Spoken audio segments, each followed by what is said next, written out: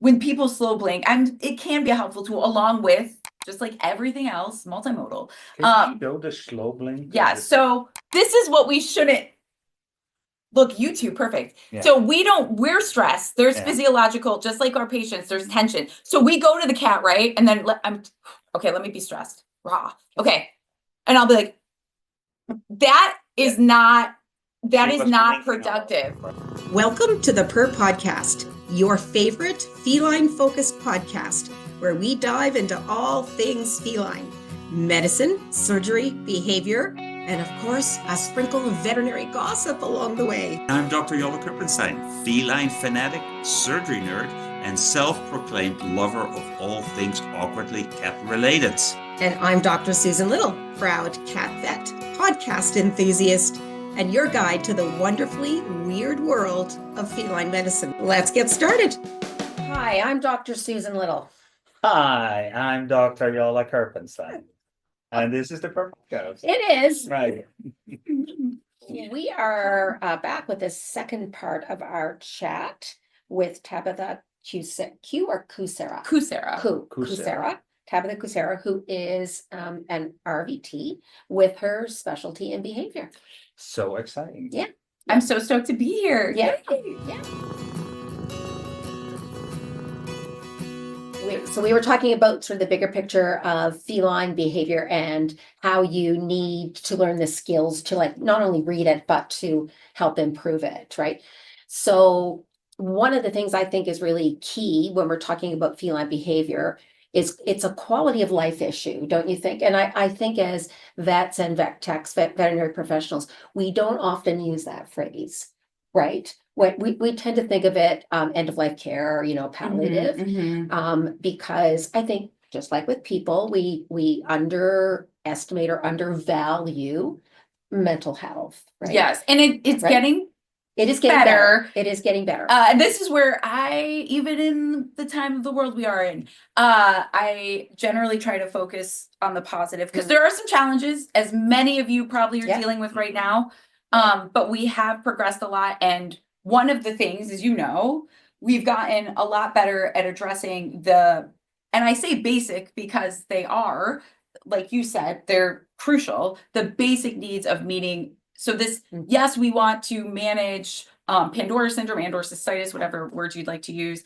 But if we're not talking about environmental enrichment and decreasing and managing stress, ideally we should be talking about it before then, because as you mentioned, it is part of their care. And I think also we have a responsibility, but it is challenging because cats, there's some societal perceptions that I love my cat lovers, but they perpetuate them a bit. Like there's not grumpy cats, they're painful cats. That's my thing. Like all the grumpy cat, mysterious cat. I'm like, stop, they're not. Or other words I've heard my lovely colleagues use to describe cats who are really fearful. So a lot of what caregivers are getting, they're not getting that information, and these perceptions are so we have to work even harder, you amazing professionals out there, to break it. Because you have to realize when I tell clients, like, we're going to train your cats, or even colleagues, they're like, what? And I'm like, cats are awesome. Like, there's cooperative care, clicker training, like, it's easy. It's easier. It's as easy as dog, because I work with cats and dogs and humans. Yeah, there's a big deficit though, because I think a lot of people more readily understand canine behavior. And, that species has evolved to work with us. Cats evolved to tolerate being near us. So, I have to remind myself from time to time that it's understandable why people have a hard time reading feline behavior, right? My first few years of being a tech, there is so much I wasn't taught, or things that, again, like from a handling perspective, things that I was taught that I don't think was in the best idea. We should be progressing away from that. Traditionally, within veterinary medicine itself, our thoughts about feline handling were to get the job done, right? Not thinking about the cat and what it's experiencing. It was more, so how am I going to get, a blood draw from this fractious cat? Oh, that word. So I'll let you talk in a moment, Yola, but I have something that I want to say. So a number of years ago, I did a in hospital consultation for one of the vet schools in the US. Love it. So with a view, how could they make life within the veterinary teaching hospital better for cats? So I was just a fly on a wall for 2 days, right? I just like observed everything. I took pictures. And so I was in the ICU and there's a cat in this glass-like pod with fractious, like right over it. Right. And so I asked one of the vets, like, why does it have, I mean, I know why fractures. I know, but love opening that discussion. Yeah. Yes. Why does it have fractures on? Oh, it's really hard to work with, it bites. And I said, fractious is a word that automatically has like negative, aggressive connotations. Like, what if you just put fearful on it? And they said, no, people will get bitten. We have to. So their focus was protecting people. So it's interesting. Which is good. So this is my viewpoint, and I have very strong feelings. I'm just gonna be honest. I have because as a behavior person, we should be, especially veterinary professionals, should not be using labels. They aren't helpful. We should be using objective language. Because, for example, I only work with mostly high fear, anxiety, stress cats, and I would not call them. Fractious means unhandleable. So if we're seeing that a lot, that tells me that's data. We need to help the staff with more handling skills versus just being like, and like you said, honestly, labels matter because if I'm a veterinary support staff or a veterinarian and I see the word fractious, physiological changes are going to happen. I'm going to be, even if I know nothing about considered approach, body language, I'm going to be tense. I might be muttering. Thanks. That word says I'm going to get hurt. Yes. That's what it says. Versus fearful, where they're going to accidentally use a more considered approach. They're going to have a plan. And also that's another thing where people are like, Tabitha, we want to get it done. I'm like, sick. If you want to get it done, I drew that GI panel, lots of blood in 5 minutes. You just spent 45 with 3 texts. Yeah. But it's handling, misconception. yes, handling is a skill and we need to be taught that. And then also we know that immediately, again, I'm speaking in my experience. I was taught, do not assess the cat's body language. Sometimes I was even taught to just reach it. What? I was taught to not assess and then scruff and immediately put, which is already escalating fear and stress, and then put them in an unnatural position. And then we're like, why do cats not like? Yeah. But again, I also understand that that's what I was taught, which is why I think a lot of us feel stuck. But the good news is there are so many things that we can do and learn more. I mean, I learn so much every year. And let's talk about that a little bit. Yeah. So what handling technique tips do you have for the general What's your top 3 for the Right. general top practitioner? 3. Woo! Let's go with top 3. Okay. Like, in the general practice setting, we have a cat. He's in a cage in the hospital, right? And he's fearful, and you need to draw out blood from him. So this is where I'm going to go big picture, right? Yep. So 1, teach your staff body language really well. And I'm going to be honest, right? I'll speak at shelter and veterinary conferences, and I'm like, I know all of you feel like you know body language, and I mean this in the kindest way. I did not. And I'm a technician that went to school, took my boards, right? We're taught red, right? We're taught this cat is hissing. We're not taught all the yellow and green. And understandably, if we can't identify those, of course they escalate because we're not adapting our handling, which is what my definition of handling is. Keeping the animal in the position that they prefer to be in, which most cats, they aren't taffy. I have to make t-shirts. Cats are not taffy. Stop stretching. I mean, how would you feel, right? If you, when you stand on one leg and like balance yourself for 5 minutes and then you feel like that, or you're put on your back, or, I mean, seriously. We kind of immediately put them in a unnatural position. And honestly, I feel the bladder, I mean, there's multiple benefits to reducing fear and stress for animals. For us, right? I feel the bladder better with them standing up. There's no reason to put them on the back. Yeah, there's no law. I love that. I'm gonna take that. Yeah. I mean, really, that's how people that's how you do it. It's not a law. I'm stealing that. Yeah, you got it. The biggest thing is teaching your staff to understand body language because so many of us are so uncomfortable, understandably, because it does appear as if that cat bit out of nowhere, but that is not the case. And if they can't identify body language, I mean, you can't implement any of the other things, right? Number 2, big picture, right? Environmental modifications. There are always There's always things, something you can do. yes, that we could do. Of course, we know this. Every cat has a hiding place every time, no matter what. That's just, but these are, like you said, basics. And I love y'all, but that's a basic in 2025. We know that. But a lot of other things we're still learning. So we're going to minimize visual stimuli. We're going to address auditory stimuli. And also for staff, remind them that when an animal or human is in fight or flight, everything is heightened. So I understand that you gave them a box, but I like analogies. I think of the person in a horror movie who is getting chased, and they're squatting down, they're frozen in fear, acting like they're not, what we commonly see in cats, and someone coughs and they urinate on themselves. Everything is more intense. So what can I control, right? That's a good analogy. So I can control lots. I can place that cat in a separate area. I'm gonna space. elevate any fearful cat. We all know elevation is our friend. There's lots of things, and in the environment, we can reduce. The cool thing about triggers is we caused a lot of those. Absolutely. So Absolutely. that's sick, right? As in good, right? So because now that we know those triggers, we can do what we can to prevent and or because sometimes fear and stress exists, pain exists, nausea. Although we're managing symptoms, these are things we have to deal with. Right. But We I can think make it better. yes, managing, and again, that's a big picture, but like managing stressors. And then third, providing your staff with handling skills. Right, and there we go. What I mean by that is I love a module, but Right. I love a practical, like I do hands-on labs, and we start with, and to be fair, this is how I taught myself back in the day. And unfortunately, I didn't have colleagues because I was practicing on stuffed animals with her videos. Dr. Yin. Oh, I'm so sorry. Dr. Yin's videos. I was in practice every day. Yeah. But I was like, I wish someone could tell me, because your arm needs to be in a certain place. And to be fair, we're getting away from burrito wraps. I've adapted Sophia's handling techniques to more, we adapt based on her techniques are still amazing, but we're getting away from those burrito wraps because force tight parties is what a lot, like I was taught, when the animal moves, hold them tighter, which bums me out. Yeah. Because that's not ideal. Yeah.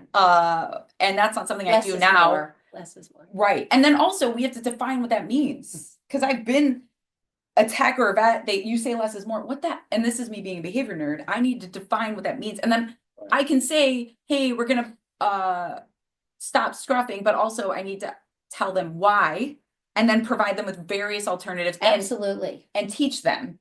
Because I think sometimes we're just like, go.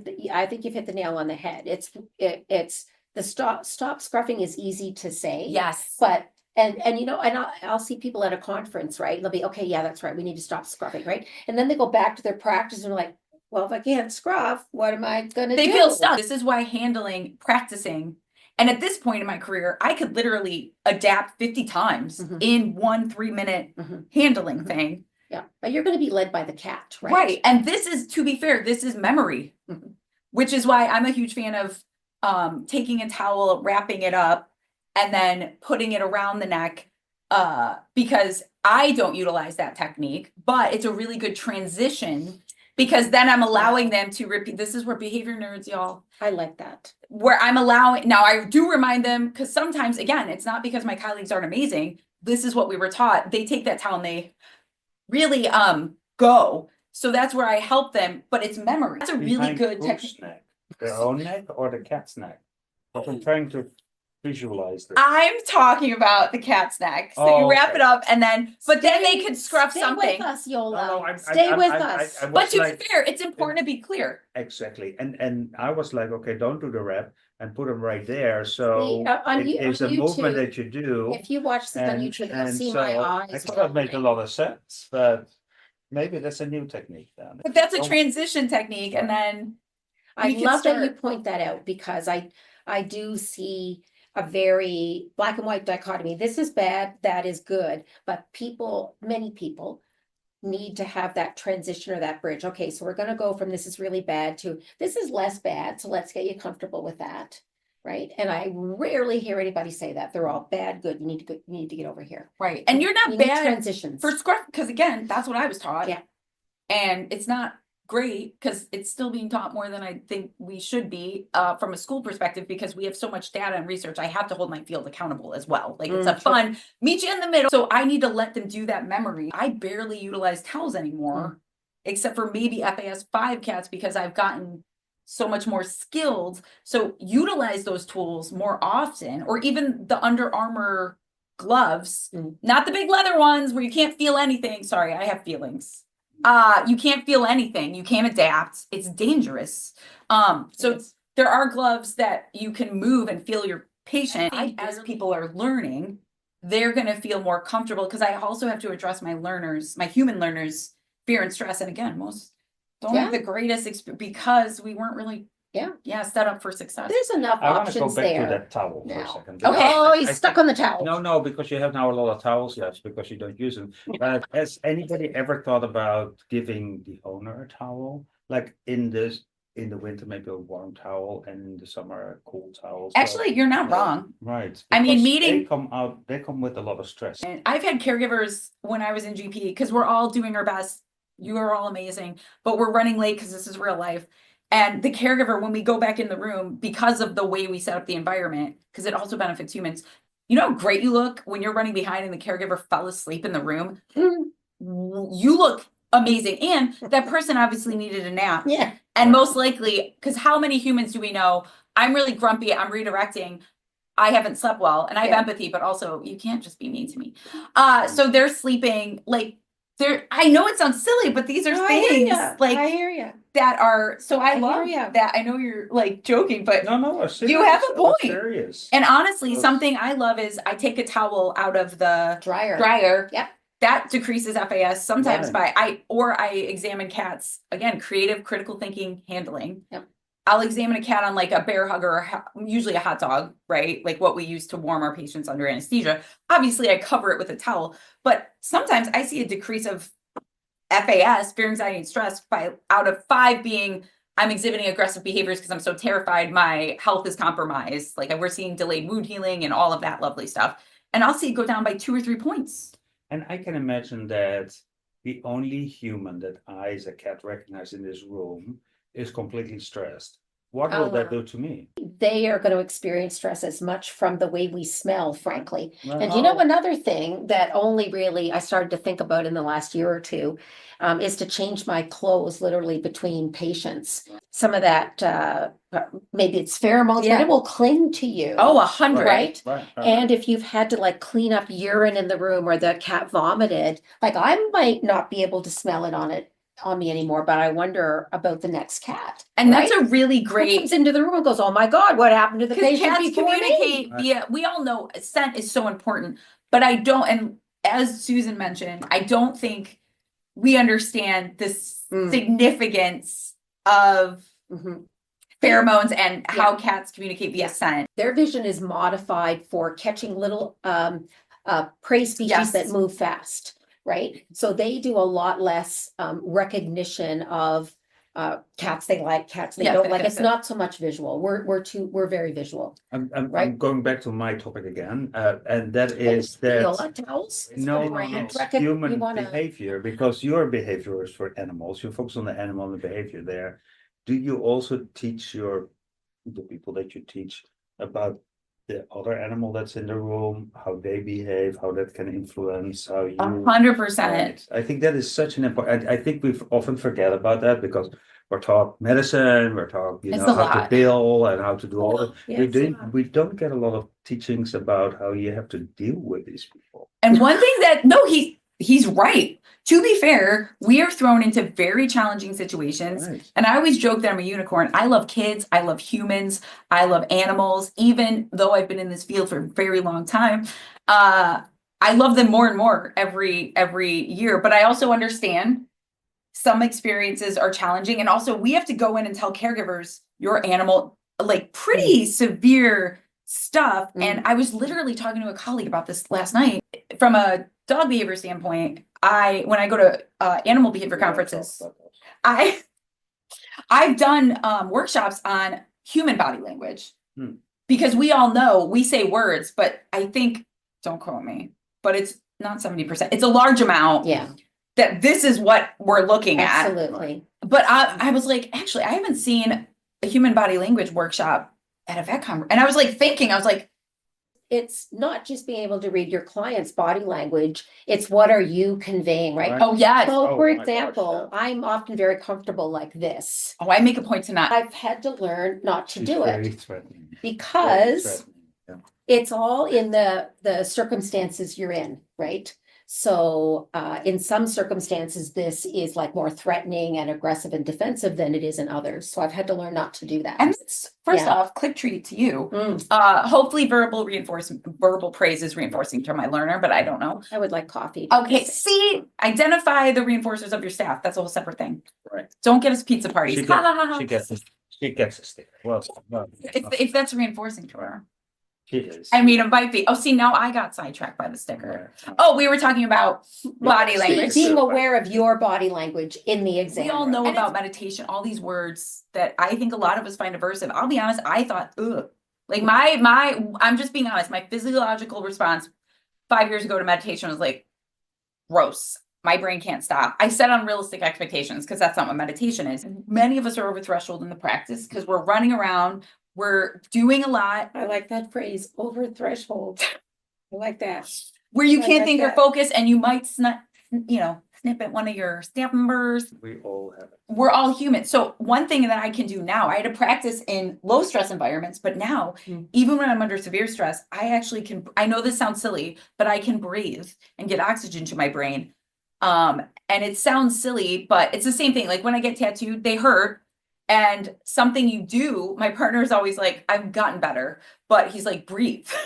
Because you don't very realize true. you're holding your You breath. don't realize. So breathe, I sound silly, but breathing It is a isn't. skill, man. Yeah. So, It's the tenseness that comes. and checking, so I always say, we're gonna check our equipment, we're gonna have everything prepared ahead of time, we're gonna check our patients, but we're also gonna check ourselves. Yeah. And that might be something as simple as going, and again, it makes such, Take a beat. I always joke about the slow blink thing, which can be a helpful tool in specific contexts.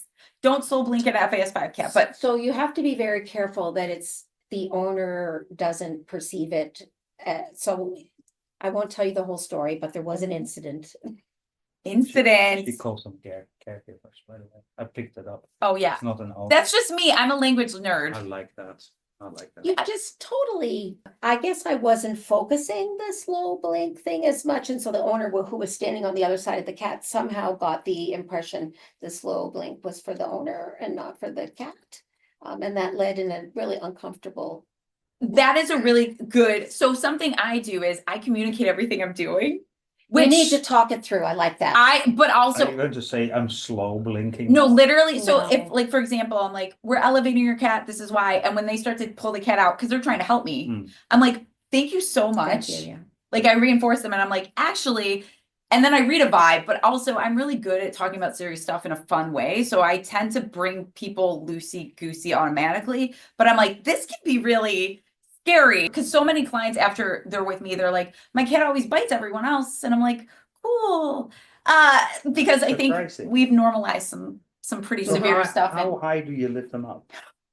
also, that's another thing. Hmm? We don't swing cats. I wish handles weren't No, on no, no. carriers. But I mean, you say you lift them up from the ground to a higher place. Oh so- yeah, to an exam room, Right. exam table. Okay, so you put them always up. I explain to the client why I'm doing that. And if I'm slow blinking, something I always say this because of the tension thing. Like when people slow blink, it can be a helpful tool along with just like everything else, multimodal. Can you show the slow blink? Yeah. So this is what we shouldn't look, you two, perfect. Yeah. So we're stressed. There's Yeah. physiological, just like our patients, there's tension. So we go to the cat, right? And then let me be stressed. Raw. Okay.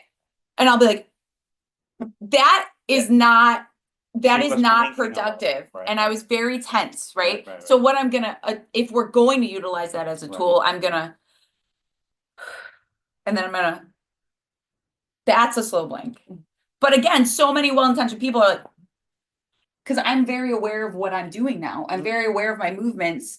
And like, it's a good thing. I check myself. Yoga right? taught me that. Yoga, it has a Oh, lot. that's amazing. Yoga has a lot to do with, because it's like, now relax your toes. So yoga, no, geez. Yola needs Yola to didn't- kind of describe what she did. So Yola didn't teach me anything. So yoga made me think Yoga. about my body position. Another That was- example I used to do that again, I wasn't malicious. I used to do this all the time, but you know how we have the drawers with syringes and Mhm. things. So the cat would be in the exam room. I might miss because I'm a human. And I didn't grab another syringe for the syringe gods. But also, I always, as someone that's now thinking ahead, I always have 2 syringes. I would miss and I would open the drawer and I would close it. And again, I wasn't doing this intentionally, but it was like, can you imagine if a nurse was drawing your blood? Missed, got tense. Yeah. I'm already uncomfortable. Yeah.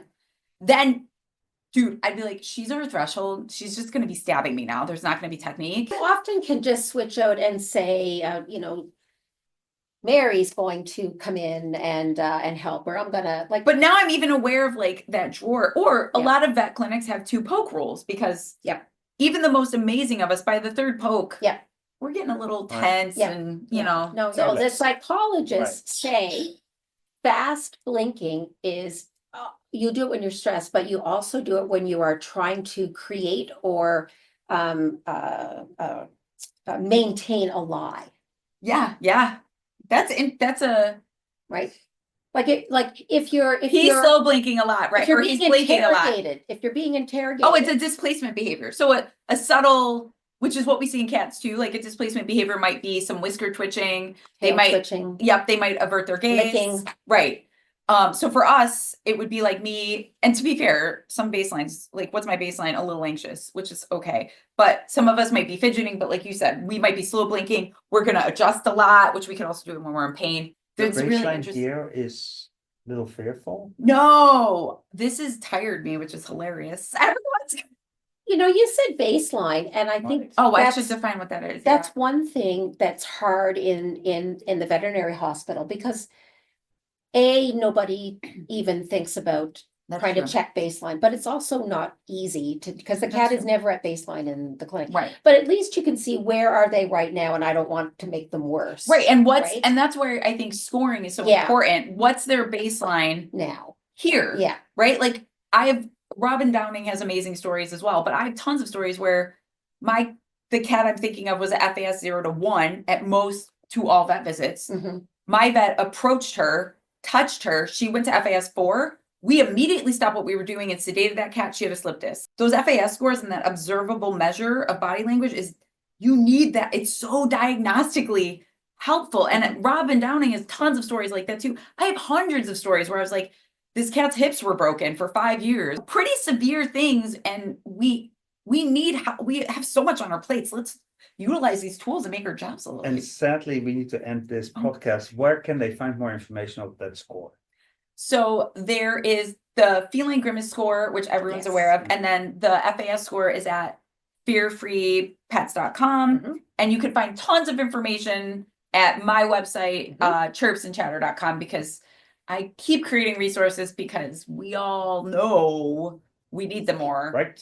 Yeah. This was wonderful. Thank you, Tabitha. Oh, Thank you so That much. was Yeah, you awesome. guys made me feel super relaxed. You're Oh. hilarious. yeah. Look at that. Doesn't always feel hilarious. This I'm is just soft. saying. They both exhibited soft, loose body language, and I immediately felt comfortable. Yeah, I'm Dr. Susan. This is the Purr Podcast, where we talk cats, laugh a lot, and learn something new every episode. Together, we bring you the latest updates, surprising cases, expert interviews, and just a touch of chaos, because nothing with cats ever goes as planned. So whether you're a seasoned veterinary pro, a new grad, or you're just here for the cat puns, you've come to the right place.